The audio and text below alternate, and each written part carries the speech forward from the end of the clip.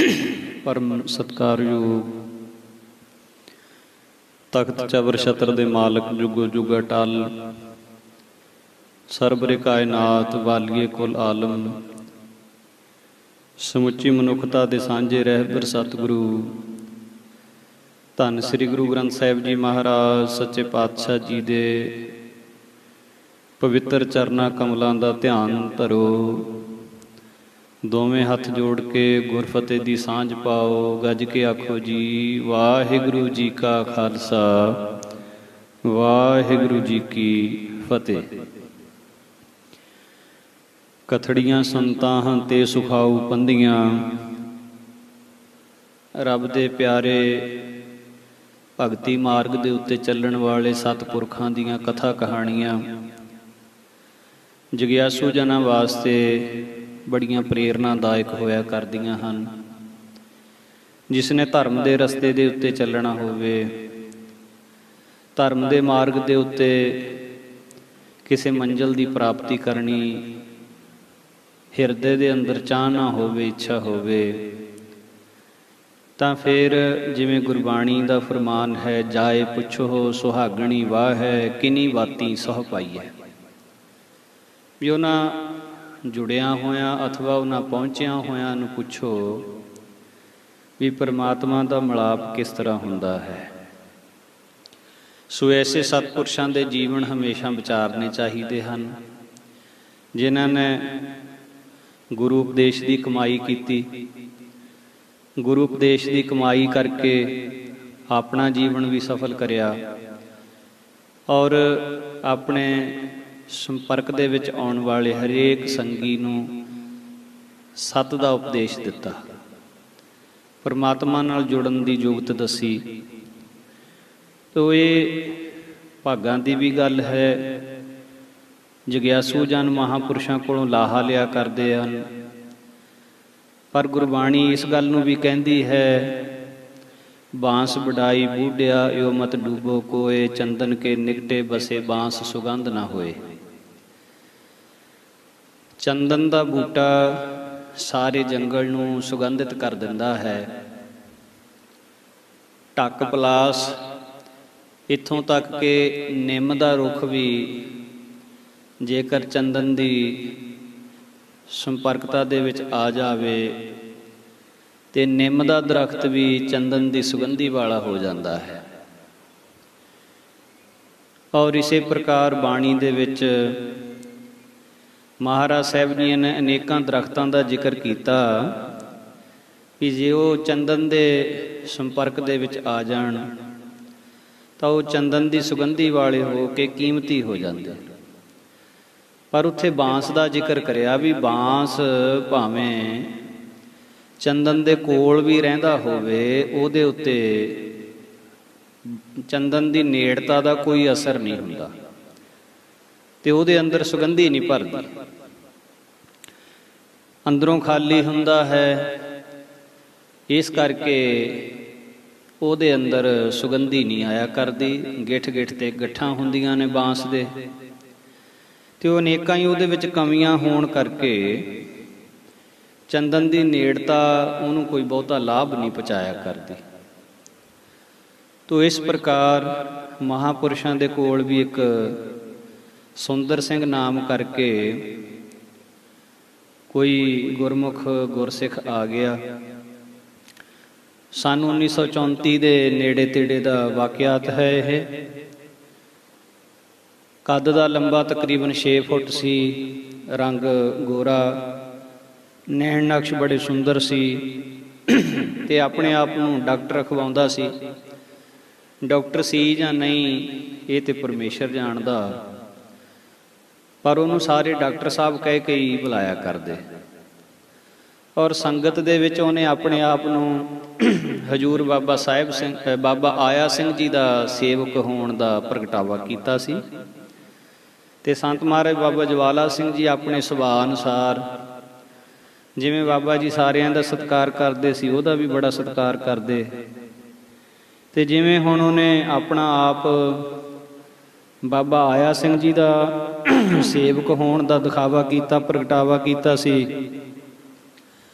ਤੇ ਸੰਤ ਮਹਾਰਾਜ ਉਹਦਾ ਬੜਾ ਸਤਿਕਾਰ ਕਰਦੇ, ਸੰਗਤ ਵੀ ਸਤਿਕਾਰ ਕਰਦੀ ਵੀ ਇਹ ਸੰਤਾਂ ਦਾ, ਬਾਬੇ ਜਵਾਲਾ ਸਿੰਘ ਹੋਣਾ ਦਾ ਗੁਰ ਭਾਈ ਹੈ। ਪਰ ਹੁਣ ਉਹ ਦੇਖਣ ਨੂੰ ਕੁਝ ਹੋਰ ਸੀ ਤੇ ਅੰਦਰੋਂ ਬਿਰਤੀ ਉਹਦੀ ਕੁਝ ਹੋਰ ਸੀ।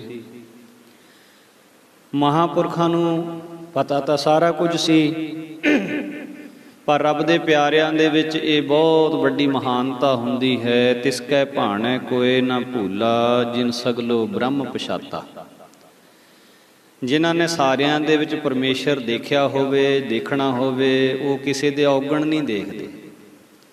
ਸਾਰਿਆਂ ਦੇ ਵਿੱਚ ਇੱਕ ਪਰਮਾਤਮਾ ਦੀ ਜੋਤ ਵੇਖਦੇ ਹਨ। ਉਹਨਾਂ ਦੇ ਲਈ ਬੁਰਾ ਨਹੀਂ, ਸਭ ਭਲਾ ਹੀ ਹੈ ਰੇ, ਸਾਰਾ ਭਲਾ ਹੀ ਹੈ, ਬੁਰਾ ਹੈ ਹੀ ਕੋਈ ਨਹੀਂ। ਤੇ ਪਰ ਹੁਣ ਇਸ ਦੇ ਪਰਥਾਏ ਜੋ ਇਹਦੇ ਜੀਵਨ ਦੇ ਵਿੱਚ ਬਹੁਤ ਵੱਡੀ ਕਮੀ ਸੀ। ਹਜੂਰ ਬਚਨ ਆਖਦੇ, ਹੇ ਗੁਰਸਿੱਖੋ, ਜੇ ਸਾਧੂ ਦੀ ਜੀਵਨ ਦੇ ਵਿੱਚ, ਸਾਧੂ ਦੇ ਜ਼ਿੰਦਗੀ ਦੇ ਵਿੱਚ ਕ੍ਰੋਧ ਦਾ ਔਗਣ ਹੋਵੇ ਤਾਂ ਸੰਸਾਰ ਦੇ ਜਿਹੜੇ ਜੀਵ ਹੁੰਦੇ ਨੇ ਉਹਨੂੰ ਚੁੱਪ ਕਰਕੇ ਛੱਡ ਕੇ ਕਹਿ ਕੇ ਪਰਾਂ ਹੋ ਜਾਂਦੇ ਨੇ ਵੀ ਇਹ ਸਾਧ ਬੜਾ ਕ੍ਰੋਧੀ ਹੈ। ਜੇ ਸਾਧ ਵਿੱਚ ਲੋਭ ਹੋਵੇ ਤਾਂ ਵੀ ਸੰਸਾਰੀ ਲੋਕ ਪਰੇ ਹੋ ਜਾਂਦੇ ਨੇ। ਹੰਕਾਰੀ ਹੋਵੇ ਤਾਂ ਵੀ ਕੋਈ ਬਹੁਤਾ ਜ਼ਿਆਦਾ ਨਿਰਾਦਰ ਨਹੀਂ ਕਰਦੇ, ਪਰੇ ਹੋ ਜਾਂਦੇ ਨੇ। ਮੋਹ ਦਾ ਫਸਿਆ ਹੋਇਆ ਕੋਈ ਸਾਧ ਹੋਵੇ ਤਾਂ ਬਈ ਉਹ ਤੋਂ ਵੀ ਪਰੇ ਹੋ ਜਾਂਦੇ ਨੇ। ਪਰ ਜੇ ਕੋਈ ਸਿੱਖ ਸਾਧ ਵਿਕਾਰਾਂ ਦੇ ਵਿੱਚ ਲੰਪਟ ਹੋਵੇ, ਜੀਵਨ ਚਰਿੱਤਰ ਠੀਕ ਨਾ ਹੋਵੇ, ਤਾਂ ਇੱਥੇ ਉੱਥੇ ਸਾਰੇ ਪਾਸੇ ਉਹਦੇ ਬਾਣੇ ਦੀ, ਉਹਦੇ ਗੁਰੂ ਦੀ ਸਾਰੇ ਨਿਰਾਦਰੀ ਕਰਦੇ ਹਨ। ਜਿਸ ਤਰ੍ਹਾਂ ਮਹਾਰਾਜ ਸਹਿਸਕ੍ਰਿਤੀ ਸ਼ਲੋਕਾਂ ਵਿੱਚ ਬਚਨ ਕਰਦੇ ਹਨ, ਹੇ ਕਾਮੰ ਨਰਕ ਵਿਸਰਾਮੰ ਬਹੁ ਜੋਨੀ ਭਰਮਾਵਣ ਹੈ, ਚਿਤ ਹਰਣੰ ਤ੍ਰੈ ਲੋਕ ਗਮਯੰ ਜਪ ਤਪ ਸੀਲ ਬਿਦਾਰਣ ਹੈ, ਅਲਪ ਸੁਖ ਅਵ ਚੰਚਲ ਊਚ ਨੀਚ ਸਮਾਵਣ ਹੈ, ਤਬ ਭੈ ਬਿਮੁੰਚਤ ਸਾਧ ਸੰਗਮ ਓਟ ਨਾਨਕ ਨਾਰਾਇਣ ਹੈ। ਤਥਾ ਪੰਜਵੇਂ ਪਾਤਸ਼ਾਹ ਮਹਾਰਾਜ ਆਸਾ ਰਾਗ ਦੇ ਵਿੱਚ ਬਚਨ ਕਰਦੇ, ਨਿਮਖ ਕਾਮ ਸੁਆਦ ਕਾਰਨ ਕੋਟ ਦਿਨਸ ਦੁਖ ਭਾਵ ਹੈ, ਘੜੀ ਮੋਹਤ ਰੰਗ ਮਾਣ ਹੈ ਫਿਰ ਬਹੁਰ ਬਹੁਰ ਪਛਤਾਵ ਹੈ, ਅੰਧੇ ਚੇਤ ਹਰ ਹਰ ਰਾਇਆ ਤੇਰਾ ਸੋ ਦਿਨ ਨੇੜੇ ਆਇਆ, ਰਹਾਉ ਪਲਕ ਦ੍ਰਿਸ਼ਟ ਦੇਖ ਭੂਲੋ ਆਕ ਨੀਮ ਕੋ ਤੂਮਰ, ਜੈਸਾ ਸੰਗ ਬਿਸੀਅਰ ਸਿਉ ਹੈ ਰੇ ਤੈਸੋ ਹੀ ਇਹੋ ਪਾਰ ਗ੍ਰਹਿ। ਤੋ ਮਹਾਰਾਜ ਜੀਆਂ ਨੇ ਜੀਵਨ ਉੱਚਾ ਸੁੱਚਾ ਰੱਖਣ ਪ੍ਰਤੀ ਬਹੁਤ ਬਚਨ ਕੀਤੇ ਨੇ ਗੁਰਬਾਣੀ ਅੰਦਰ। ਦਸਮ ਪਾਤਸ਼ਾਹ ਮਹਾਰਾਜ ਬਚਨ ਲਿਖਦੇ, ਸੁਧ ਜਪਤੇ ਹਮ ਧਰੀ ਬਚਨ ਗੁਰਦਏ ਹਮਾਰੇ, ਪੂਤ ਹੈ ਪ੍ਰਣ ਤੋ ਹੈ ਪ੍ਰਾਣ ਜਬ ਲਗ ਘਟ ਥਾਰੇ, ਨਿਜ ਨਾਰੀ ਕੇ ਸਾਥ ਨੇਹੋ ਤੁਮ ਨਿਤ ਬਢਈਓ, ਪਰ ਨਾਰੀ ਕੀ ਸੇਜ ਭੂਲ ਸੁਪਨੇ ਹੂੰ ਨਾ ਜਾਈਓ। ਅਨੇਕ ਤਰ੍ਹਾਂ ਦੇ ਬਚਨ ਸ੍ਰੀ ਗੁਰੂ ਗ੍ਰੰਥ ਸਾਹਿਬ ਜੀ ਦੀ ਬਾਣੀ ਵਿੱਚ ਆਉਂਦੇ ਹਨ, ਦਸਮ ਦੀ ਬਾਣੀ ਵਿੱਚ ਆਉਂਦੇ ਹਨ। ਤੋ ਪਰ ਇਸ ਉਪਦੇਸ਼ ਦਾ ਅਸਰ ਤਾਂ ਜਗਿਆਸੂ ਤੇ ਹੋਵੇਗਾ। ਇਹ ਡਾਕਟਰ ਸੁੰਦਰ ਸਿੰਘ ਜੋ ਸੀ, ਇਹਦੇ ਵਿੱਚ ਇਹ ਬਹੁਤ ਵੱਡਾ ਗੁਣ ਸੀ, ਇਹਦਾ ਜੀਵਨ ਚਰਿੱਤਰ ਸੀ, ਜੋ ਜੀਵਨ ਦਾ ਇਖਲਾਕ ਬਹੁਤ ਗਿਰਿਆ ਹੋਇਆ ਸੀ। ਸੋ ਇਸ ਕਰਕੇ ਇਹਦੀ ਸਾਰੇ ਪਾਸੇ ਬਹੁਤ ਚਰਚਾ ਵੀ ਹੋਇਆ ਕਰਦੀ, ਬਹੁਤ ਲੋਕਾਂ ਦੇ ਵਿੱਚ ਇਹਦੀ ਬਦਨਾਮੀ ਵੀ ਹੋ ਚੁੱਕੀ ਸੀ। ਪਰ ਇਹ ਆਪਣੇ ਜੀਵਨ ਵੱਲੋਂ ਤੋਬਾ ਨਹੀਂ ਸੀ ਕਰ ਰਿਹਾ। ਇੱਕ ਵਾਰੀ ਸੰਤ ਗੁਰਬਚਨ ਸਿੰਘ ਜੋ ਕਿ ਮਹਾਰਾਜ ਜੀਆਂ ਦੇ ਘੋੜਿਆਂ ਦੀ ਸੇਵਾ ਕਰਦੇ ਸੀ, ਸੰਤ ਬਾਬਾ ਜਵਾਲਾ ਸਿੰਘ ਜੀ ਦੇ, ਉਹ ਸੋਨੀ ਨੰਗਰ ਸੰਤ ਦਲੀਪ ਸਿੰਘ ਜੀ ਜੋ ਖੇਤਾਂ ਵਿੱਚ ਕੁਟੀਆ ਬਣਾ ਕੇ ਰਹਿੰਦੇ ਸੀ, ਉਹਨਾਂ ਦੇ ਕੋਲ ਗਏ ਇੱਕ ਵਾਰੀ। ਤੇ ਬਾਬਾ ਦਲੀਪ ਸਿੰਘ ਜੀ ਕਹਿਣ ਲੱਗੇ, ਕਹਿੰਦੇ ਸੰਤ ਜਵਾਲਾ ਸਿੰਘ ਜੀ ਨੂੰ ਉੱਦਾਂ ਤਾਂ ਸਾਰੇ ਅੰਤਰਜਾਮੀ ਆਖਦੇ ਆ ਵੀ ਉਹਨਾਂ ਨੂੰ ਸਰਬੱਗ ਦਾ ਗਿਆਨ ਹੈ, ਪਰ ਅਸੀਂ ਸੰਤਾਂ ਦੀ ਅੰਤਰਜਾਮਤਾ ਤੇ ਸਰਬੱਗਤਾ ਨੂੰ ਕੀ ਜਾਣੀਏ ਵੀ ਉਹਨਾਂ ਦੇ ਕੋਲ ਰਹਿਣ ਵਾਲਾ ਡਾਕਟਰ ਸੁੰਦਰ ਸਿੰਘ, ਉਹਦੇ ਜੀਵਨ ਬਾਰੇ ਸੰਤਾਂ ਨੂੰ ਕੁਝ ਨਹੀਂ ਪਤਾ। और होर भी बड़े कौड़े लफ्ज महापुरखों की नरादरी दे बाबा दलीप सिंह जी सुन्नी नगर वालियां ने कहे। बाबा गुरबचन सिंह जी उन्हां ते ये गल्लां सुन ना होईयां, सहार ना होईयां, क्योंकि जिन्हां दे कोल रहिंदे सी उन्हां दे प्रति इहो जिहे बचन सुनने बहुत औखे। सेवक वास्ते अपने महापुरखों की निंदिया सुननी बहुत औखी हुंदी है। बाबा गुरबचन सिंह जी ये बचन सहार ना सके। जदों वापस डेरे आए तो संत महाराज बाबा ज्वाला सिंह जी नूं बाबा दलीप सिंह जी सुन्नी नगर वालियां दे कीते हुए वचन दसे। संत मुस्करा पए पर बोले ना कुछ भी, चुप कर गए। और भाणे दे विच हुक्म दे विच संत बाबा ज्वाला सिंह जी ने रहन वास्ते बाबा गुरबचन सिंह जी नूं वचन कीता। 3 दिनों तो बाद वाहिगुरू दा ऐसा भाणा वरत्या। गर्मी का दिन सी, संतां दा मंजा लंगर वाले हाल ते सी लग्या होया और उत्थे ही सत्संग हो रहा सी। 52 अखरी दी कथा हो के हटी सी, काफ़ी संगत जुड़ी हुई सी। तां इन्ने नूं ओहो ही डॉक्टर सुंदर सिंह केस खुले हुए, नंगे पैर, एक कुड़ता गल विच पाया, तेड़ कशहरा, संत महाराज बाबा ज्वाला सिंह जी दे मंजे कोल आके लम्मा पै के लेटन लग पिया। रो रो के दुहाइयां देवे ते मुखों बार बार इक्को गल कही जावे, महाराज ज्वाला सिंह जी मैनू रख लो, रख लो, मैं मूर्ख, मैं भुल गया, मैं बहुत गलतियां कीतियां, तुसी मैनू बहुत समझाया पर मैं समझिया ना, मैनू मेरे पापां तो तुसी बहुत वरजिया, बहुत मैनू पापां तो टालिया पर मैं ना टलिया। हुण मेरा अंदर सड़ रहा है, मेरे अंदर अग लगी हुई है, तो मेरे सीस दे उत्ते अपना पवित्र चरण रख देवो, मैनू ठंड पै जावे। पर संत महाराज कुछ ना बोले, चुप करे रहे। कई समा महापुरखों ने हाँ हूँ कुछ ना कहा। वो फिर तकरीबन 34-35 फुट लंबा लंगर दी छत सी। डॉक्टर लम्मा पिया, रिड़दा रिड़दा कदे दूए सिरे जा लग्या करे, कदे दूए सिरे आ जाया करे, दुहाइयां पावे, महाराज मैं भुल गया, भुल गया। सो इत्थे ये विचार करन दी बात है साध संगत जी, जिस वेले कर्म दा बीज कोई बीजदा है उस वेले उसनूं उहदे फल बारे रंचक मात्र भी अंदाजा नहीं हुंदा भी जदों ये फल भुगतना पवेगा तो कितना औखा होना पवेगा। पर जदों फल भुगतना पैंदा फिर अपने दुखां वास्ते दूजिआं नूं दोषी ठहराउंदा है जीव भी मैं दुखी नहीं सी होना, मैनू फलाने करके दुख आया है। पर महाराज कहंदे दद्दै दोष ना देऊ किसै दोष करमा अपनिया, जो मैं किया सो मैं पाया, दोष ना दीजै अवरजना। सो हुण जिस वेले माड़े कर्म कीते होणगे इस डॉक्टर ने, उस वेले तां अपने आप नूं समझदा होएगा भी मेरे वर्गा सियाणा, मेरे वर्गा अकलमंद, मेरे वर्गा चलाक बंदा कोई नहीं होना। पर जद हुण फल भुगतना पै रहा तां रो रहा, तरले कर रहा, पर हुण रोयां ते भी की बने। तो दुहाइयां पावे नाल लंगर दे कोठे दी छत ते लेटदा फिरे, कदे उधर नूं रिड़दा चलिया जावे, कदे उधर नूं चलिया जावे। महापुरखां नूं बार बार कही जावे महाराज मैनू बख्श लो, मैनू बख्श लो।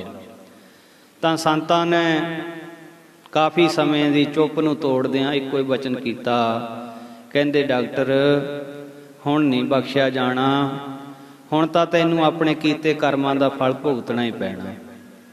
पर हुण तूं अपने अखीर वेले संगत दी शरण विच आ गया, हुण इस जन्म दे विच तां नहीं तूं बख्श हो सकदा, पर हुण अगले जन्म दे विच तूं बख्शिया जाएगा, अगले जन्म विच तैनूं बख्श देंगे, पर हुण इस जन्म दे विच हजे तैनूं फल भुगतना पैना।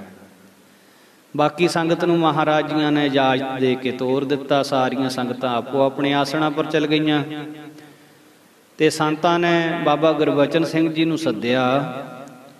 कहंदे भी हुण तूं अमृत वेले सुन्नी बाबे दलीप सिंह हुणां कोल जाई ते बाबे दलीप सिंह हुणां नूं कहीं डॉक्टर की हालत दसी ਤੇ ਉਹਨਾਂ ਨੂੰ ਦੱਸੀ ਵੀ ਹੁਣ ਗੁਪਤ ਫੌਜਾਂ ਨੇ ਇਹਦੇ ਕੀਤੇ ਕਰਮਾਂ ਦਾ ਫਲ ਇਹਨੂੰ ਭੁਗਤਾਉਣ ਵਾਸਤੇ ਕਮਰ ਕੱਸੇ ਕਰ ਲਏ ਆ।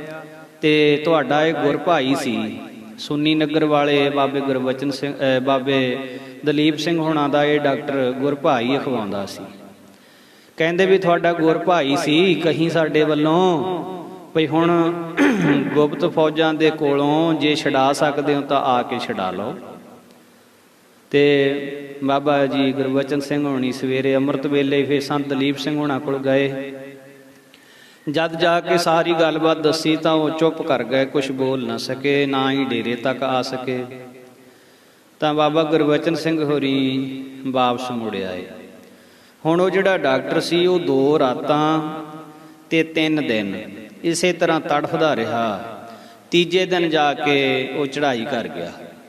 ਸੰਤਾਂ ਨੇ ਵਿਧੀ ਪੂਰਵਕ ਉਹਦਾ ਸੰਸਕਾਰ ਕਰਾਇਆ, ਅਲਾਹਣੀਆਂ ਵੀ ਪੜ੍ਹੀਆਂ, ਕੜਾਹ ਪ੍ਰਸ਼ਾਦ ਬਣਵਾ ਕੇ ਅਰਦਾਸ ਕੀਤੀ। ਪਰ ਇੱਥੇ ਇਹ ਗੱਲ ਸੀ ਵੀ ਸੰਤਾਂ ਨੇ ਉਹ ਕੜਾਹ ਪ੍ਰਸ਼ਾਦ ਸੰਗਤ ਵਿੱਚ ਵਰਤਾਉਣ ਨਹੀਂ ਦਿੱਤਾ।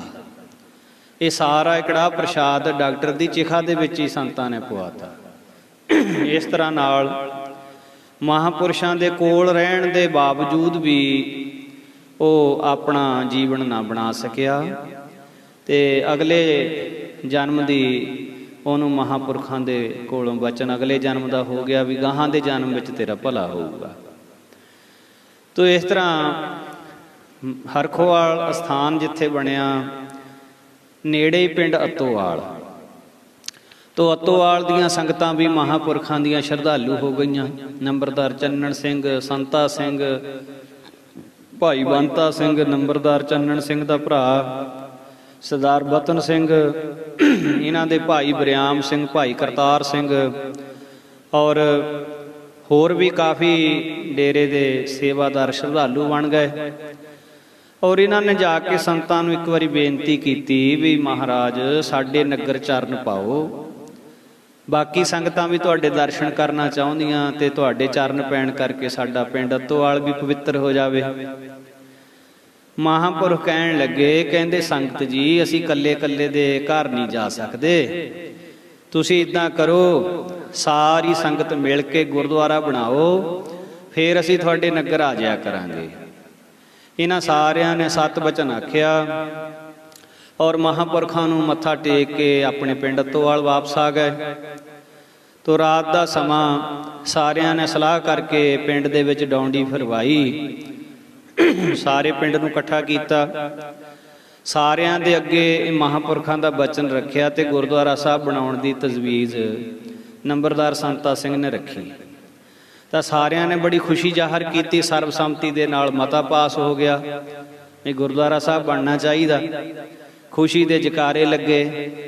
ਮਾਇਆ ਦੀ ਉਗਰਾਹੀ ਉਸੇ ਵੇਲੇ ਵੱਧ ਚੜ ਕੇ ਸ਼ੁਰੂ ਹੋ ਗਈ।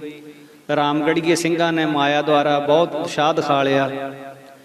ਇਸ ਤਰ੍ਹਾਂ ਨਾਲ ਰਾਤ ਖੁਸ਼ੀ ਵਿੱਚ ਬੀਤੀ। ਅੰਮ੍ਰਿਤ ਵੇਲੇ ਸੰਤਾਂ ਦੇ ਜਿਹੜੇ ਪ੍ਰੇਮੀ ਸੀਗੇ ਸੰਤਾਂ ਦੇ ਕੋਲ ਫਿਰ ਡੇਰੇ ਆ ਗਏ ਤੇ ਰਾਤ ਵਾਲਾ ਸੰਗਤ ਦਾ ਜਿਹੜਾ ਗੁਰਮਤਾ ਸੀ ਉਹ ਸੰਤਾਂ ਨੂੰ ਦੱਸਿਆ ਕਿ ਸਾਰੇ ਪਿੰਡ ਨੇ ਬੜੇ ਉਤਸ਼ਾਹ ਦੇ ਨਾਲ ਗੁਰਦੁਆਰਾ ਬਣਾਉਣ ਦਾ ਗੁਰਮਤਾ ਪੱਕਾ ਕਰ ਲਿਆ ਤੇ ਮਾਇਆ ਵੀ ਇਕੱਠੀ ਹੋ ਗਈ ਕਾਫੀ।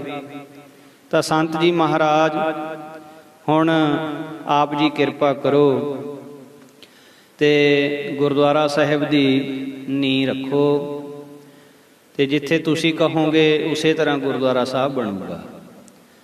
ਤਾਂ ਮਹਾਂਪੁਰਸ਼ ਕਹਿਣ ਲੱਗੇ, ਸਾਧ ਸੰਗਤ ਜੀ ਗੁਰੂ ਮਹਾਰਾਜ ਦਾ ਹੁਕਮ ਆ ਵੀ ਮੇਰਾ ਸਿੱਖ ਕੋਈ ਵੀ ਕਾਰਜ ਕਰੇ ਤਾਂ ਸਭ ਤੋਂ ਪਹਿਲਾਂ ਅਰਦਾਸ ਕਰਨੀ ਚਾਹੀਦੀ ਹੈ। ਕੀਤਾ ਲੋੜੀਐ ਕੰਮ ਸੋ ਹਰਿ ਪਹਿ ਆਖੀਐ, ਕਾਰਜ ਦੇ ਸਵਾਰ ਸਤਿਗੁਰ ਸੱਚ ਸਾਖੀਐ।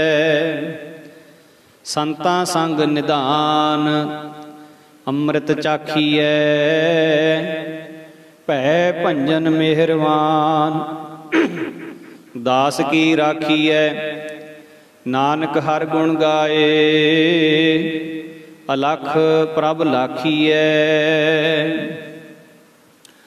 ਸੰਗਤ ਕਹਿੰਦੀ ਮਹਾਰਾਜ ਤੁਸੀਂ ਹੁਕਮ ਕਰੋ, ਜਿਵੇਂ ਤੁਸੀਂ ਕਹੋਗੇ ਅਸੀਂ ਉਸੇ ਤਰ੍ਹਾਂ ਕਰਾਂਗੇ। ਸਾਨੂੰ ਪਤਾ ਨਹੀਂ, ਅਸੀਂ ਤਾਂ ਅਣਜਾਣ ਆ ਤੇ ਜਿਵੇਂ ਹਜ਼ੂਰ ਕਹਿਣਗੇ ਅਸੀਂ ਉਸੇ ਤਰ੍ਹਾਂ ਕਰਾਂਗੇ। महापुर कहते पहला विधि पूर्वक अखंड पाठ साहब करिए ते फिर गुरुद्वारा साहब की नींह रखांगे। कहते महाराज सानू अखंड पाठ साहब की विधि किरपा करके दसनी करो।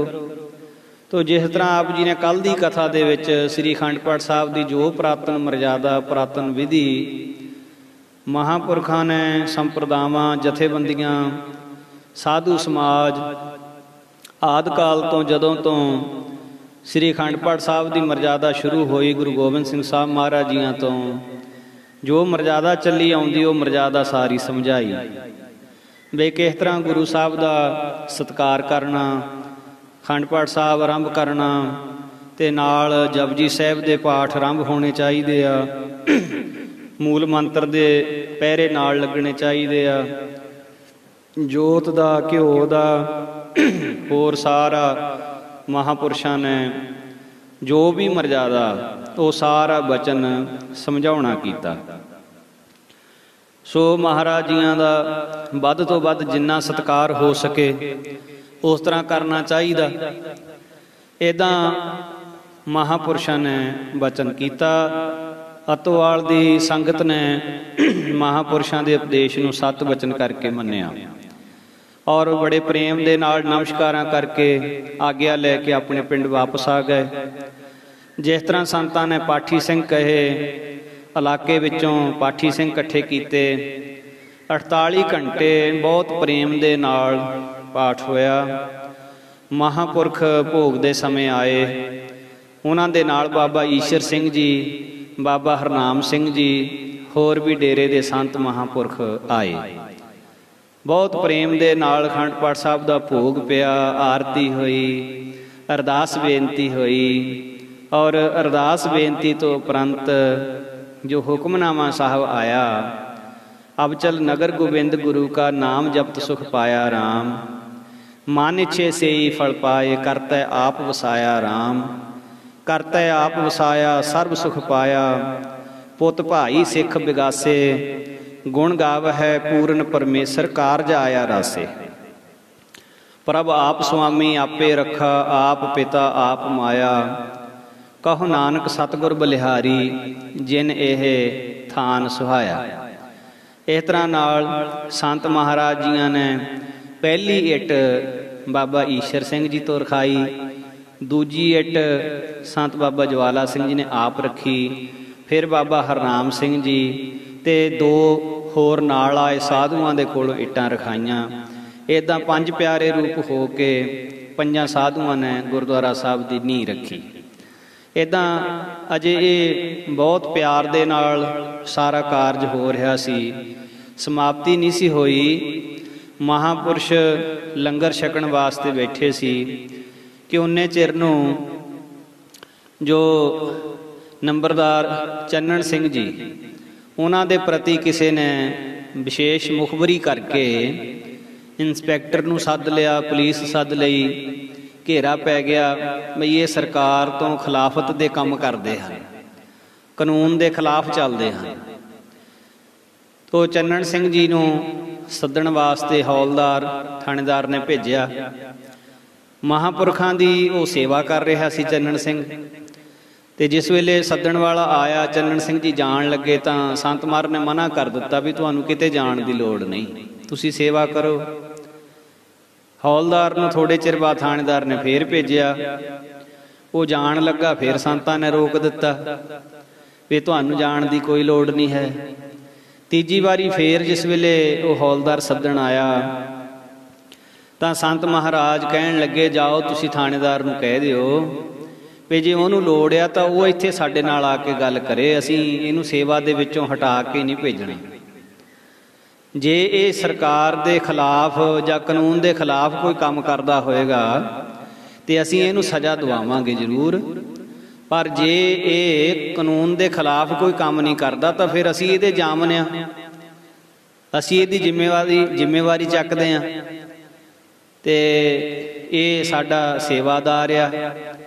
महापुरखों ने चन्नण सिंह नूं कोल सद के कहा चन्नण सिंह साडे कोल तुसी झूठ नहीं बोलोगे सानू पता है ते दसो जे कोई इहो जी गल है ਤਾਂ ਉਹਨੇ ਆਪਣੇ ਅੱਖਾਂ ਵਿੱਚ ਪਾਣੀ ਭਰ ਕੇ ਕਿਹਾ, ਮਹਾਰਾਜ ਕਹਾਵਤ ਆ ਵੀ ਮੰਦਾ ਕੁੱਤਾ ਖਸਮੇ ਗਾਲ।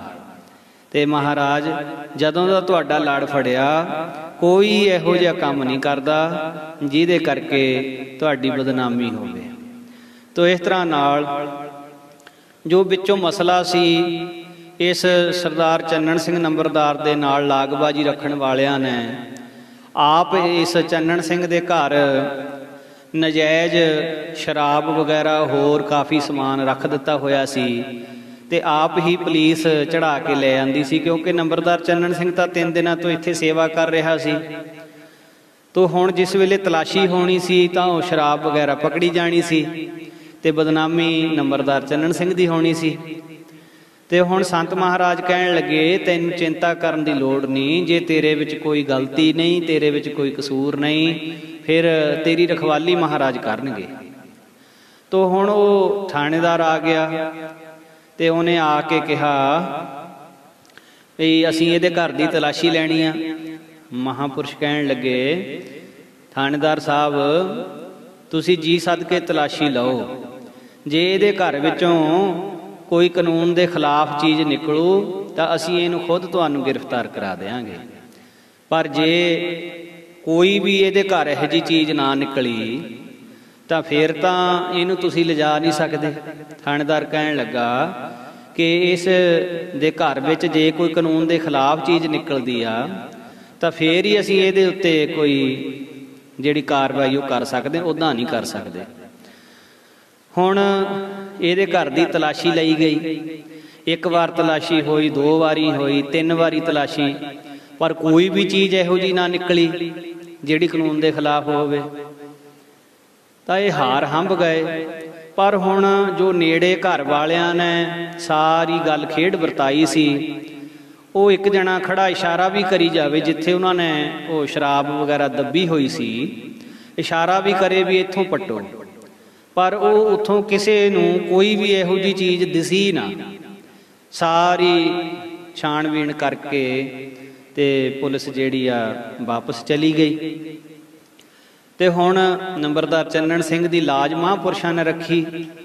ਤੇ ਪਰ ਹੁਣ ਅੱਗੇ ਗੱਲ, ਜਿਸ ਵੇਲੇ ਚੰਨਣ ਸਿੰਘ ਆਪਦੇ ਘਰ ਗਿਆ ਤੇ ਜਿਸ ਵੇਲੇ ਜਾ ਕੇ ਸਾਰਾ ਕੁਝ ਦੇਖਿਆ, ਹੁਣ ਉਹ ਜਿਹੜਾ ਸਮਾਨ ਉਹਨਾਂ ਨੇ ਇਹਨੂੰ ਫੜਾਉਣ ਵਾਸਤੇ ਰੱਖਿਆ ਹੋਇਆ ਸੀ, ਤੇ ਉਹ ਚੰਨਣ ਸਿੰਘ ਨੇ ਜਦੋਂ ਦੇਖਿਆ ਤੇ ਆ ਕੇ ਮਹਾਂਪੁਰਸ਼ਾਂ ਦੇ ਚਰਨ ਫੜੇ ਤੇ ਬੇਨਤੀ ਕੀਤੀ, ਜੀ ਆਪਣੇ ਸੇਵਕ ਕੀ ਆਪੇ ਰਾਖੈ, ਆਪੇ ਨਾਮ ਜਪਾਵੈ, ਜੈ ਜੈ ਕਾਜ ਕਿਰਤ ਸੇਵਕ ਕੀ ਤਹਾਂ ਤਹਾਂ ਉਠਤਾਵੈ। ਤੋ ਇਸ ਤਰ੍ਹਾਂ ਨਾਲ ਹੋਰ ਵੀ ਅਨੇਕਾਂ ਸਾਖੀਆਂ ਮਹਾਂਪੁਰਖਾਂ ਦੀਆਂ ਵੀ ਉਹਨਾਂ ਨੇ ਕਿਵੇਂ ਆਪਣੇ ਸੇਵਕਾਂ ਦੀ ਪੈਜ ਰੱਖੀ। ਇਸੇ ਪਿੰਡ ਅੱਤੋਵਾਲ ਦੇ ਇੱਕ ਭਾਈ ਮਲਕੀਤ ਸਿੰਘ ਨਾਮਕ ਸੇਵਕ ਮਹਾਂਪੁਰਸ਼ਾਂ ਦੇ ਹੋਏ, ਔਰ ਉਹ ਵੀ ਬੜੇ ਪ੍ਰੇਮ ਨਾਲ ਸੇਵਾ ਕਰਦੇ।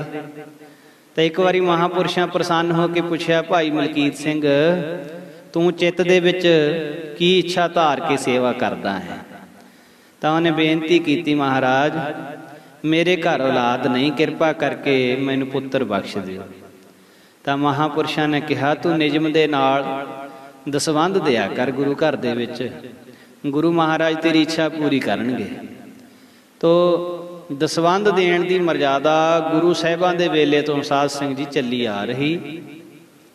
9 ਹਿੱਸੇ ਕਮਾਈ ਤੇ ਹੱਕ ਇਸ ਦਾ ਆਪਣਾ ਹੁੰਦਾ, 10ਵਾਂ ਹਿੱਸਾ ਗੁਰੂ ਮਹਾਰਾਜ ਦਾ ਹੁੰਦਾ। ਤੋ ਜੋ ਅੱਜ ਦੇ ਸਮੇਂ ਦੇ ਵਿੱਚ ਪਦਾਰਥਵਾਦੀ ਯੁੱਗ ਹੈ, ਸਾਡੀ ਲੋਭੀ ਬਿਰਤੀ ਹੈ, ਆਪਾਂ ਦਸਵੰਧ ਗਿਣ ਕੇ ਨਹੀਂ ਦਿੰਦੇ ਮਹਾਰਾਜ ਦਾ। ਬਹੁਤ ਵਿਰਲੇ ਗੁਰਮੁਖ ਗੁਰਸਿੱਖ ਸੰਗਤਾਂ ਜਿਨ੍ਹਾਂ ਤੇ ਮਹਾਰਾਜ ਨੇ ਕਿਰਪਾ ਕੀਤੀ ਹੋਈ ਤੇ ਉਹ ਦਸਵੰਧ ਗੁਰੂ ਸਾਹਿਬ ਦਾ ਦਿੰਦੇ, ਪਰ ਬਹੁਤਿਆਂ ਨੂੰ ਇਹੀ ਲੱਗਦਾ ਵੀ ਸਾਡਾ ਤਾਂ ਆਪਣਾ ਨਹੀਂ ਸਰਦਾ, ਅਸੀਂ ਦਸਵੰਧ ਕਿਵੇਂ ਦਈਏ। ਤੋ ਇਹ ਬਹੁਤ ਵੱਡਾ ਮਨ ਵਿੱਚ ਭੁਲੇਖਾ ਹੁੰਦਾ ਵੀ ਜੇ ਅਸੀਂ ਦਸਵੰਧ ਦੇਵਾਂਗੇ ਤਾਂ ਸਾਡੀ ਮਾਇਆ ਘਟ ਜਾਣੀ, ਸਾਡਾ ਗੁਜ਼ਾਰਾ ਔਖਾ ਹੋਣਾ। ਪਰ ਸੱਚ ਤਾਂ ਇਹ ਹੈ ਵੀ ਜੋ ਦਸਵੰਧ ਦਿੰਦਾ ਗੁਰੂ ਕਾ, ਉਹਦੀ ਮਾਇਆ ਘਟਦੀ ਨਹੀਂ, ਸਮਾਂ ਬਰਕਤ ਪੈਂਦੀ ਹੈ, ਬਰਕਤ ਪੈਂਦੀ ਹੈ। ਮਹਾਰਾਜ ਬਰਕਤਾਂ ਪਾ ਦਿੰਦੇ, ਥੋੜੇ ਵਿੱਚ ਬਹੁਤੀ ਬਰਕਤ ਪਾ ਦਿੰਦੇ ਹਨ।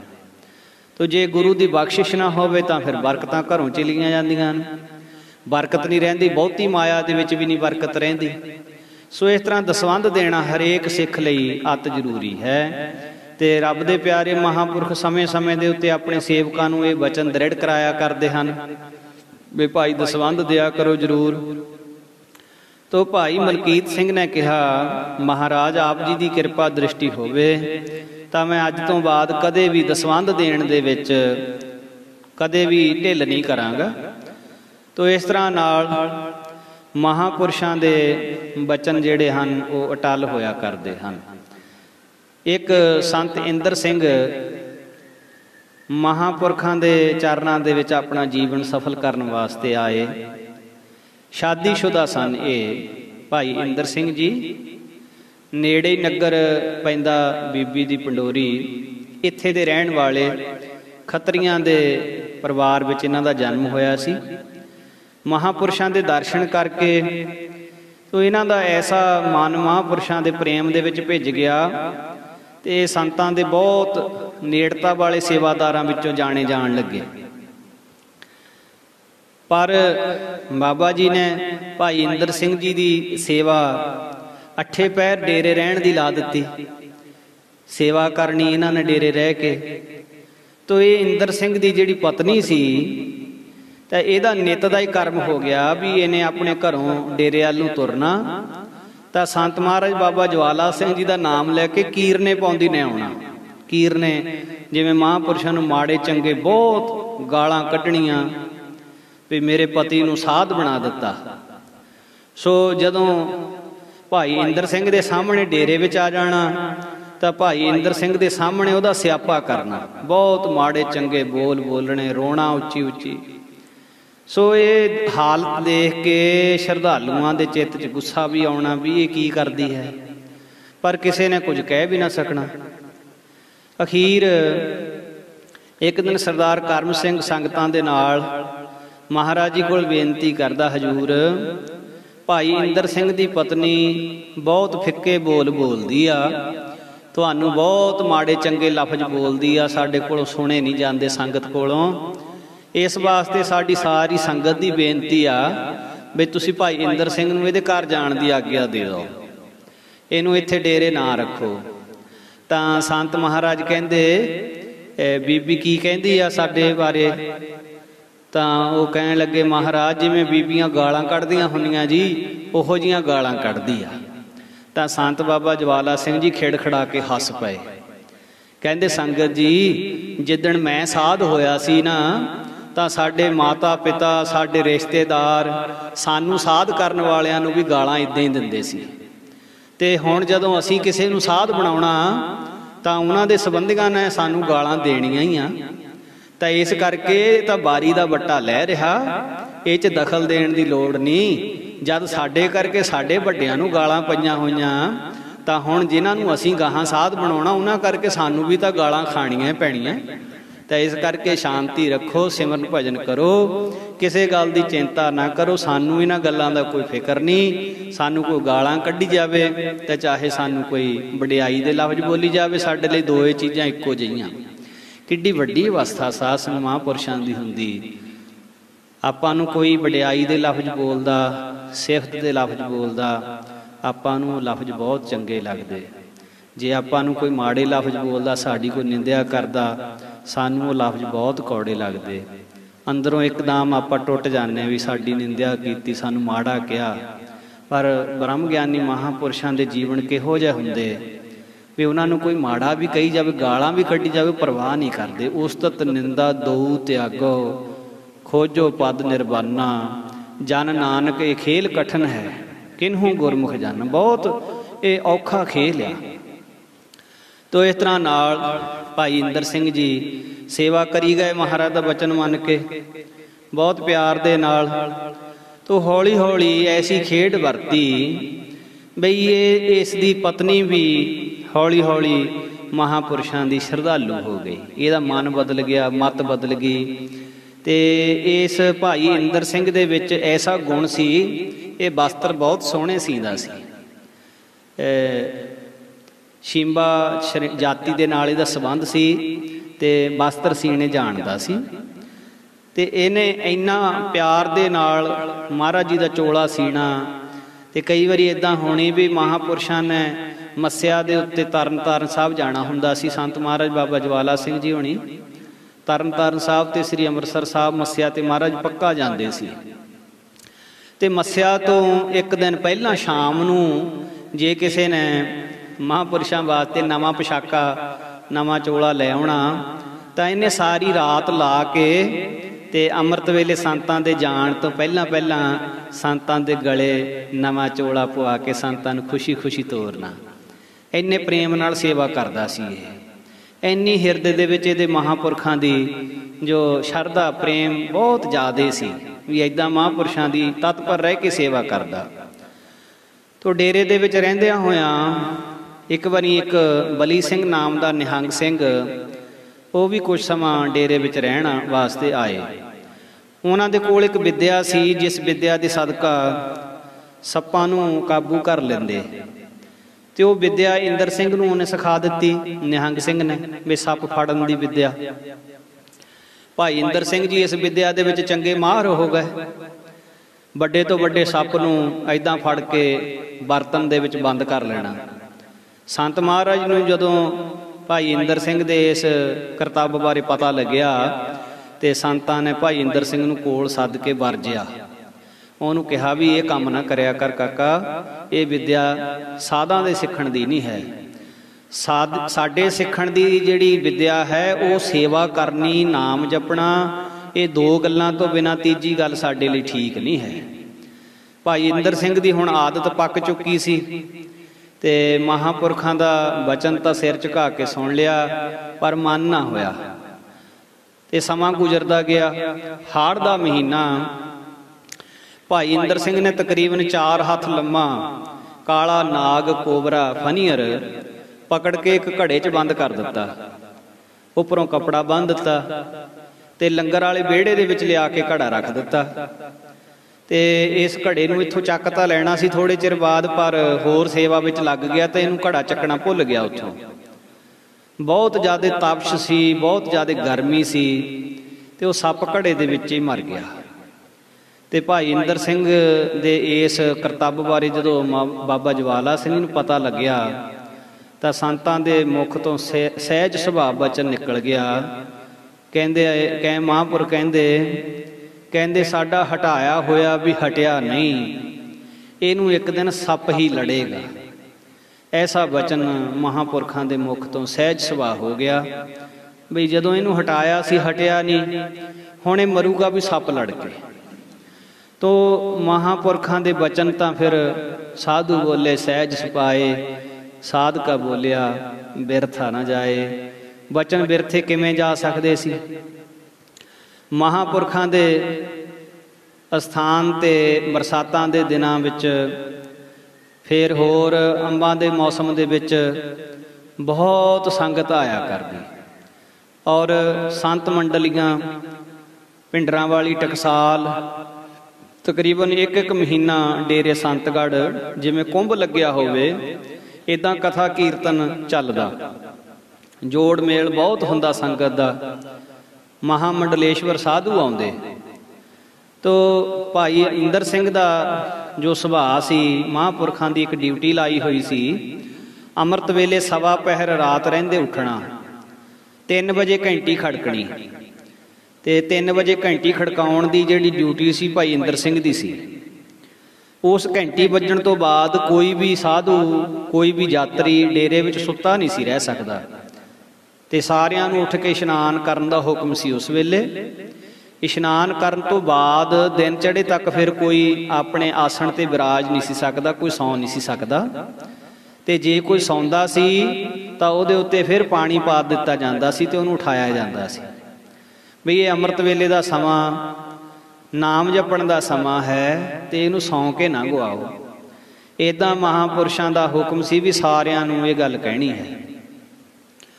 ਤੋ ਉਸ ਵੇਲੇ ਬਾਬਾ ਦਲੀਪ ਸਿੰਘ ਜੀ ਵੈਦਰਾਜ ਡਮੇਲੀ ਵਾਲੇ ਮਹਾਂਪੁਰਖ ਵੀ ਉੱਥੇ ਆਏ ਹੋਏ ਸੀ।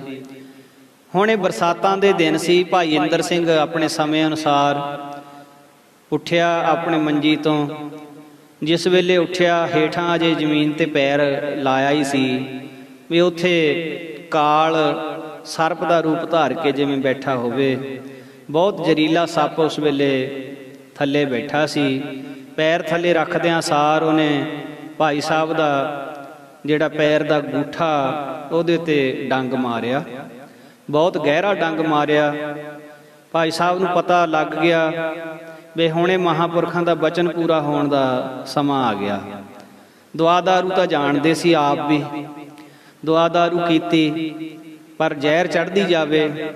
ਬਾਬਾ ਦਲੀਪ ਸਿੰਘ ਹੁਣਾਂ ਕੋਲ ਦੌੜ ਕੇ ਗਏ। ਬਾਬਾ ਦਲੀਪ ਸਿੰਘ ਡਮੇਲੀ ਵਾਲੇ ਮਹਾਂਪੁਰਖ ਬਹੁਤ ਵੱਡੇ ਵੈਦਰਾਜ ਹੋਏ ਨੇ, ਜਿਨ੍ਹਾਂ ਦੇ ਕੋਲ ਹਜ਼ਾਰਾਂ ਰੋਗੀ ਰੋਜ਼ ਦੇ ਆਇਆ ਕਰਦੇ ਸੀ।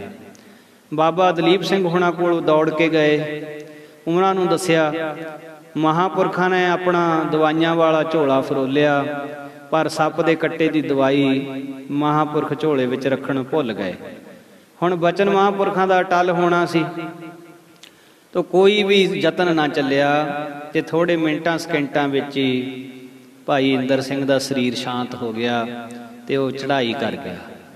ਤਾਂ ਇਸ ਤਰ੍ਹਾਂ ਨਾਲ ਮਹਾਂਪੁਰਖਾਂ ਦੀ ਸੇਵਾ ਵੀ ਬਹੁਤ ਕੀਤੀ, ਪਰ ਜੇ ਮਹਾਂਪੁਰਖਾਂ ਦਾ ਬਚਨ ਨਾ ਮੰਨਦੇ ਤੇ ਬਚਨ ਨਾ ਮੰਨਣ ਕਰਕੇ ਫਿਰ ਉਸ ਸੇਵਕ ਨੂੰ ਉਹਦਾ ਦੁੱਖ ਵੀ ਝੱਲਣਾ ਪਿਆ। ਤੋ ਉਸ ਵੇਲੇ ਖੇਡ ਐਸੀ ਵਾਪਰੀ। ਭਾਈ ਇੰਦਰ ਸਿੰਘ ਦੇ ਮਨ ਦੀ ਇੱਛਾ ਸੀ, ਕਿਹਾ ਕਰਦਾ ਸੀ ਭਾਈ ਇੰਦਰ ਸਿੰਘ ਜਦੋਂ ਜਿਉਂਦਾ ਸੀ ਵੀ ਮੇਰਾ ਚਿੱਤ ਕਰਦਾ ਵੀ ਜਦੋਂ ਮੈਂ ਮਰ ਜਾਵਾਂ ਤੇ ਮੇਰੇ ਸਰੀਰ ਦੀ ਰਾਖ ਵੀ ਇੱਥੇ ਹੀ ਕਿਤੇ ਸੰਤਾਂ ਦੇ ਨੇੜੇ ਤੇੜੇ ਮਿੱਟੀ ਦੇ ਵਿੱਚ ਘੁਲ ਮਿਲ ਜਾਵੇ, ਵੀ ਮੈਂ ਮਰਨ ਤੋਂ ਬਾਅਦ ਵੀ ਮੇਰੇ ਸਰੀਰ ਦੀ ਰਾਖ ਵੀ ਇੱਥੇ ਹੀ ਰਹੇ। ਇੰਨਾ ਪਿਆਰ ਕਰਦਾ ਸੀ ਸੰਤਾਂ ਨੂੰ। ਤਾਂ ਉਹ ਸੰਕਲਪ ਪੂਰਾ ਹੋਇਆ। ਜਿਸ ਵੇਲੇ ਭਾਈ ਇੰਦਰ ਸਿੰਘ ਦਾ ਸੰਸਕਾਰ ਕੀਤਾ ਤਾਂ ਨਾਲ ਲੱਗਦੇ ਚੋਅ ਦੇ ਵਿੱਚ ਬਹੁਤ ਪਾਣੀ ਆਇਆ ਹੋਇਆ ਸੀ। ਤਾਂ ਉਹ ਸਾਰੀ ਰਾਖ ਸਰੀਰ ਦੀ ਇਕੱਠੀ ਕਰਕੇ ਆਸੀਆਂ ਸਮੇਤ ਉਸ ਚੋਅ ਦੇ ਪਾਣੀ ਦੇ ਵਿੱਚ ਹੜਾ ਦਿੱਤੀ ਗਈ। ਜਿਵੇਂ ਉਹਦਾ ਸੰਕਲਪ ਮਹਾਰਾਜ ਨੇ ਪੂਰਾ ਕਰ ਦਿੱਤਾ ਵੀ ਉਹਦੀ ਰਾਖ ਨੂੰ ਵੀ ਕਿਤੇ ਦੂਰ ਲਿਜਾਣਾ ਨਹੀਂ ਪਿਆ। ਸੋ ਇਸ ਤਰ੍ਹਾਂ ਨਾਲ ਭਾਈ ਇੰਦਰ ਸਿੰਘ ਜੀ ਦੀ ਵਾਰਤਾ ਹੈ। ਇਸ ਤੋਂ ਅੱਗੇ ਇੱਕ ਮਹਾਂਪੁਰਖ ਹੋਏ ਨੇ ਸੰਤ ਬਾਬਾ ਸੋਹਣ ਸਿੰਘ ਜੀ। ਸੰਤ ਬਾਬਾ ਸੋਹਣ ਸਿੰਘ ਜੀ ਦਾ ਜੋ ਬਿਰਤਾਂਤ ਹੈ, ਜਿਨ੍ਹਾਂ ਨੂੰ ਜ਼ਿਆਦਾਤਰ ਸਾਡੇ ਇਲਾਕੇ ਦੇ ਵਿੱਚ ਹੁਣ ਸੰਤ ਬਾਬਾ ਸੋਹਣ ਸਿੰਘ ਜੀ ਟਿੱਬਾ ਸਾਹਿਬ ਵਾਲੇ ਹੁਸ਼ਿਆਰਪੁਰ ਸ਼ਹਿਰ ਦੇ ਵਿੱਚ ਇਹਨਾਂ ਦਾ ਸਥਾਨ ਹੈ।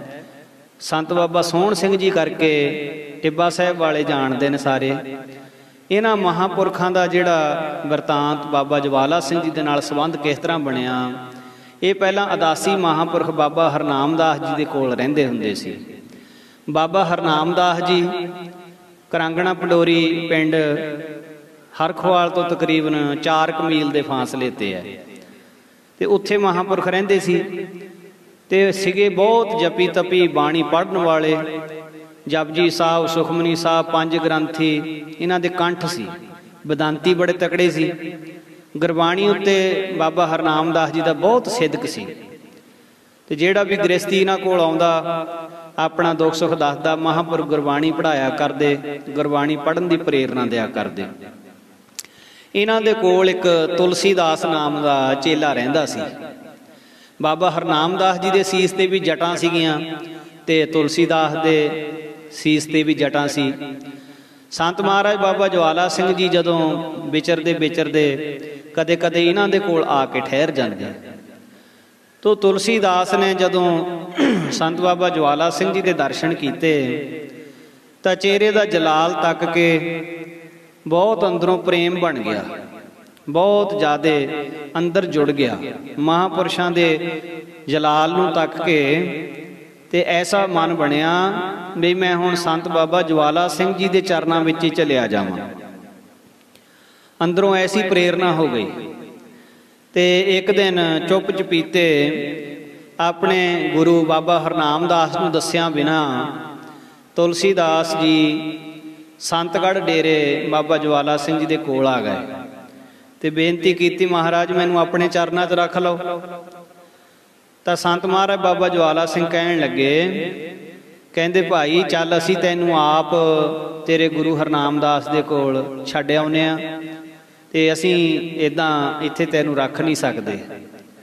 ਕੁਦਰਤੀ ਉੱਥੇ ਬਾਬਾ ਹਰਨਾਮਦਾਸ ਜੀ ਵੀ ਥੋੜ੍ਹੇ ਸਮੇਂ ਬਾਅਦ ਆ ਗਏ ਤੇ ਬਾਬਾ ਜੀ ਨੇ ਬਚਨ ਕੀਤਾ, ਸੰਤ ਮਹਾਰਾਜ ਬਾਬਾ ਜਵਾਲਾ ਸਿੰਘ ਜੀ ਨੇ, ਕਹਿੰਦੇ ਆ ਤੁਹਾਡਾ ਸੇਵਕ ਤੁਲਸੀਦਾਸ ਸਾਡੇ ਪਾਸ ਆਇਆ, ਇਸ ਨੂੰ ਸੰਭਾਲੋ। ਤੇ ਤੁਲਸੀਦਾਸ ਨੇ ਬੇਨਤੀ ਕੀਤੀ ਕਿ ਹੇ ਮਹਾਰਾਜ, ਮੈਨੂੰ ਬਾਬਾ ਜਵਾਲਾ ਸਿੰਘ ਜੀ ਦੇ ਚਰਨਾਂ ਵਿੱਚ ਰਹਿਣ ਦੀ ਆਗਿਆ ਦੇ ਦਿਓ।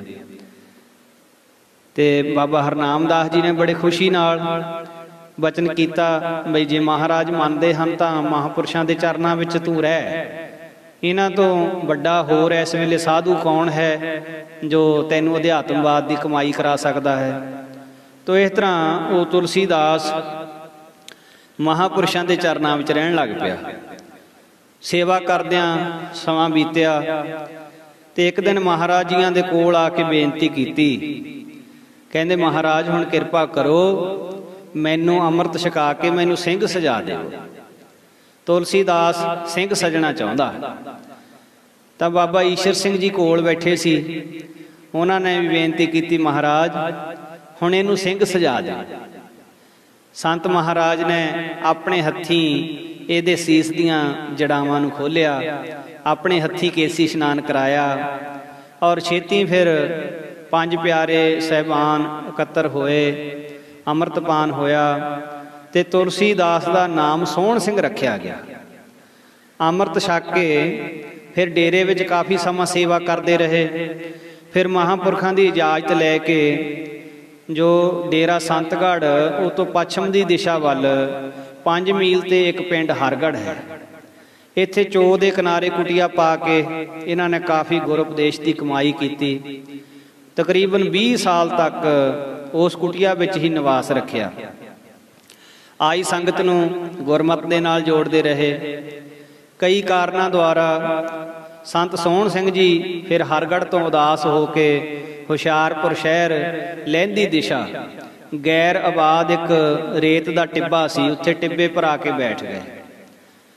ਤੋ ਇਹ ਜਿਸ ਵੇਲੇ ਇੱਥੇ ਮਹਾਂਪੁਰਸ਼ ਆ ਕੇ ਬੈਠ ਗਏ, ਸੇਵਾਦਾਰਾਂ ਨੇ ਬੜੀਆਂ ਬੇਨਤੀਆਂ ਕੀਤੀਆਂ, ਮਹਾਰਾਜ ਵਾਪਸ ਆਪਣੇ ਸਥਾਨ ਤੇ ਚੱਲੋ, ਪਰ ਸੰਤ ਮੁੜ ਕੇ ਨਹੀਂ ਗਏ। ਸੰਤ ਸੋਹਣ ਸਿੰਘ ਜੀ ਨੇ ਇੱਥੇ ਬਹੁਤ ਘਾਲਣਾ ਘਾਲੀ। ਇੱਥੇ ਮਹਾਂਪੁਰਖਾਂ ਦੇ ਰਹਿਣ ਵਾਸਤੇ ਸੇਵਕਾਂ ਨੇ ਇੱਕ ਛੱਪਰੀ ਬੰਨ੍ਹ ਦਿੱਤੀ। ਹੌਲੀ ਹੌਲੀ ਇੱਥੇ ਦਾ ਹੋਰ ਵਰਤਾਂਤ, ਸਾਰਾ ਵਾਤਾਵਰਣ ਬਦਲਦਾ ਗਿਆ। ਸਮੇਂ ਅਨੁਸਾਰ ਸੰਤ ਬਾਬਾ ਸੋਹਣ ਸਿੰਘ ਜੀ ਦੇ ਸੇਵਾ ਦੇ ਵਿੱਚ ਸੰਤ ਲਛਮਣ ਸਿੰਘ ਜੀ ਆ ਗਏ। ਉਹਨਾਂ ਨੇ ਬਹੁਤ ਸੇਵਾ ਕੀਤੀ। ਸੋ ਸੰਤ ਬਾਬਾ ਲਛਮਣ ਸਿੰਘ ਜੀ ਦੇ ਤਾਂ ਦਰਸ਼ਨ ਦਾਸ ਨੂੰ ਵੀ ਹੋਏ। ਉਹਨਾਂ ਦਾ ਬਹੁਤ ਪਿਆਰ ਸੀ ਸਾਡੇ ਸਾਰੇ ਜਥੇ ਨਾਲ, ਸਾਰੇ ਸਿੰਘਾਂ ਦੇ ਨਾਲ।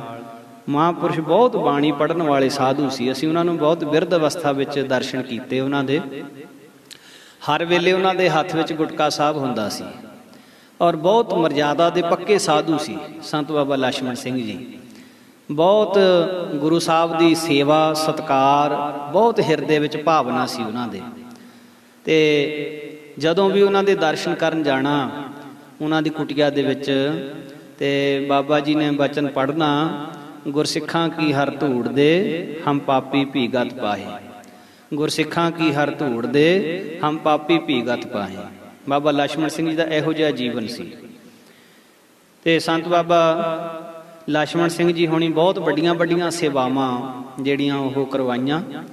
ਅਨੰਦਪੁਰ ਸਾਹਿਬ ਬਹੁਤ ਵੱਡਾ ਸਥਾਨ ਸੰਗਤਾਂ ਵਾਸਤੇ ਤਿਆਰ ਕਰਾਇਆ ਤੇ ਇਹ ਟਿੱਬਾ ਸਾਹਿਬ ਵਾਲਾ ਸਥਾਨ ਬਹੁਤ ਵੱਡਾ ਸੰਗਤਾਂ ਦੇ ਸਹਿਯੋਗ ਦੇ ਨਾਲ ਤਿਆਰ ਕਰਵਾਇਆ। ਔਰ ਇਸੇ ਤਰ੍ਹਾਂ ਫਿਰ ਸੰਤ ਬਾਬਾ ਸੋਹਣ ਸਿੰਘ ਜੀ ਹੋਣਾ ਤੋਂ ਬਾਅਦ ਇਸ ਸਥਾਨ ਦੀ ਜਿਹੜੀ ਸੇਵਾ ਸੰਤ ਬਾਬਾ ਲਛਮਣ ਸਿੰਘ ਜੀ ਹੋਣਾ ਨੂੰ ਮਹਾਂਪੁਰਖਾਂ ਨੇ ਦਿੱਤੀ। ਤੇ ਬਾਬਾ ਲਛਮਣ ਸਿੰਘ ਜੀ ਹੋਣਾ ਦੇ ਕੋਲ ਵੀ ਸੰਤ ਬਾਬਾ ਜਵਾਲਾ ਸਿੰਘ ਜੀ ਬਹੁਤ ਵਾਰੀ ਆਉਂਦੇ ਰਹੇ। ਇਹਨਾਂ ਦੇ ਨਾਲ ਬਹੁਤ ਪਿਆਰ ਸੀ ਮਹਾਂਪੁਰਸ਼ਾਂ ਦਾ।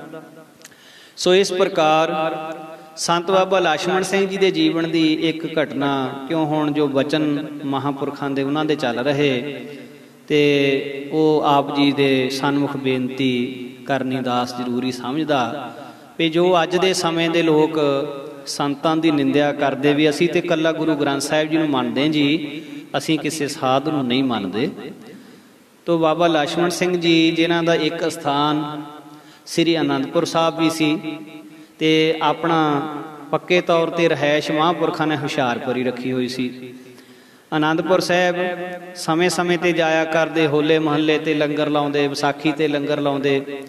उदां उत्थे ग्रंथी सिंह पक्का रखिया होया सी ते महाराज दे दरबार दी सेवा ओह करदा सी ते आले दुआले नेड़े दी संगत हर रोज़ उत्थे आउंदी सी।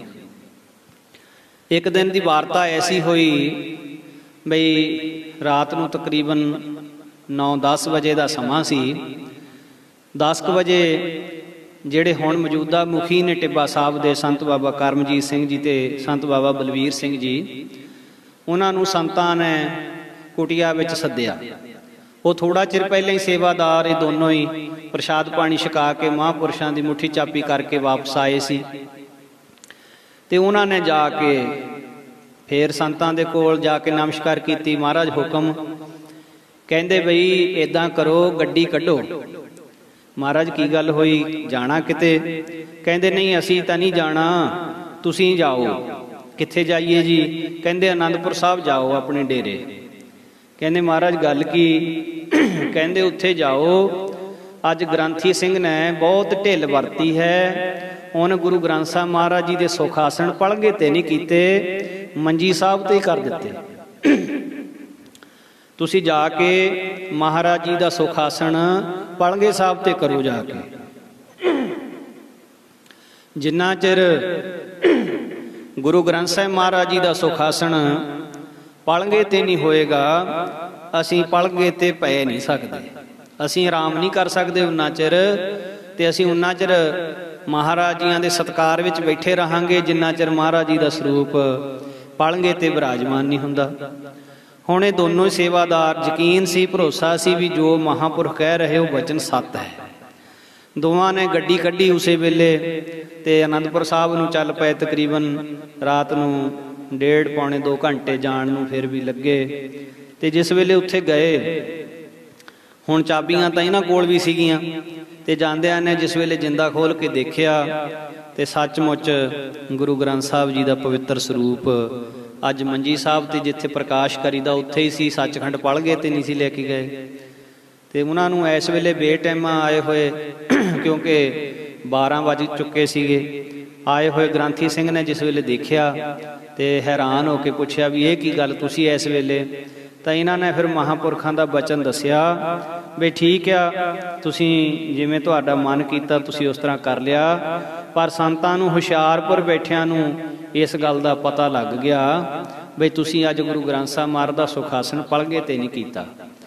हुण जिहड़े शंकावादी अपने आप नूं कहंदे भी असीं तां जी गुरु ग्रंथ साहब जी नूं मनदे, असीं किसी संत साध नूं नहीं मनदे, वो जरूर अपने मन दे विच इस गल दा ख्याल करन भी गुरु ग्रंथ साहब जी का इन्ना प्यार साडियां मनां विच भी हैगा जिन्ना इहो जिहे महापुरुषां दे मनां विच हुंदा, जिन्ना सत्कार इहो जिहे साधु करदे गुरु ग्रंथ साहब जी का इन्ना सत्कार साडियां मनां विच भी हुंदा। सो ये बहुत ख्याल करनियां बातां हन। तो इस तरह नाल ये कमाई वाले साधुआं दा जीवन है। संत बाबा ज्वाला सिंह जी महाराज हरखोवाल वालियां दा संत बाबा लक्ष्मण सिंह जी दे नाल बहुत स्नेह सी, जिवें बाबा सोहण सिंह जी दे नाल सी, इसे तरह बाबा लक्ष्मण सिंह जी दे नाल बहुत प्रेम सी संत बाबा ज्वाला सिंह जी दा। और बड़े वर भी दिते, बड़े वचन कीते बई बहुत माया आवेगी पर माया दा मोह नहीं करना, माया नूं सेवा दे विच लाउणा, इमारतां बनाउणीਆਂ संगतां दी सेवा वास्ते, लंगर लाउणे और गुरमत दा प्रचार करना, गुरु घर नाल संगतां नूं जोड़ना। तो बाबा लक्ष्मण सिंह जी संत बाबा ज्वाला सिंह दे बचनां ते सारी जिंदगी पहरा दिंदे रहे। दमदमी टकसाल दे मुखी महापुरख संत ज्ञानी गुरबचन सिंह जी खालसा भिंडरां वाले महापुरुषां तो बाद संत करतार सिंह जी खालसा जदों तो मुखी बने तां बाबा लक्ष्मण सिंह जी हुणी संत बाबा करतार सिंह जी नूं समूह जथे नूं हुशियारपुर लैके आउणा ते 1 महीना 15 दिन इदां इत्थे रख के ते कथा कीर्तन कराउणा। हुशियारपुर शहर की संगत आले दुआले नगरां दीआं संगतां ने बहुत लाहा लैणा। सो जो बाबा ज्वाला सिंह जी हुणी बचन कीते सी उन्हां बचनां नूं संत बाबा लक्ष्मण सिंह जी ने अपनी सारी जिंदगी निभाया। सो आओ अज दी इतनी क सेवा प्रवान करियो। बहुत करोड़ां वारी सच्चे पातशाह जी का शुक्र है ਸ਼ੁਕਰਾਨਾ ਹੈ ਜੋ ਆਪਾਂ ਨੂੰ ਇਹ ਸੁਭਾਗ ਸਮਾਂ ਸਤਸੰਗ ਦਾ ਮਹਾਰਾਜ ਕਿਰਪਾ ਕਰਕੇ ਬਖਸ਼ਦੇ ਹਨ। ਮਹਾਂਪੁਰਖਾਂ ਦੇ ਜੀਵਨ ਦੀ ਵਿਚਾਰ ਸੁਣਾਉਂਦਿਆਂ ਹੋਇਆਂ ਅਨੇਕਾਂ ਹੀ ਗਲਤੀਆਂ, ਅਨੇਕਾਂ ਹੀ ਭੁੱਲਾਂ ਇਹ ਹੋ ਜਾਣੀਆਂ ਸੁਭਾਵਿਕ ਹੀ ਹਨ। ਸਰਬੱਗ ਦਾ ਜੀਵਨ ਅਲਪੱਗ ਜੀਵ ਕਿਵੇਂ ਸੁਣਾ ਸਕਦਾ ਹੈ।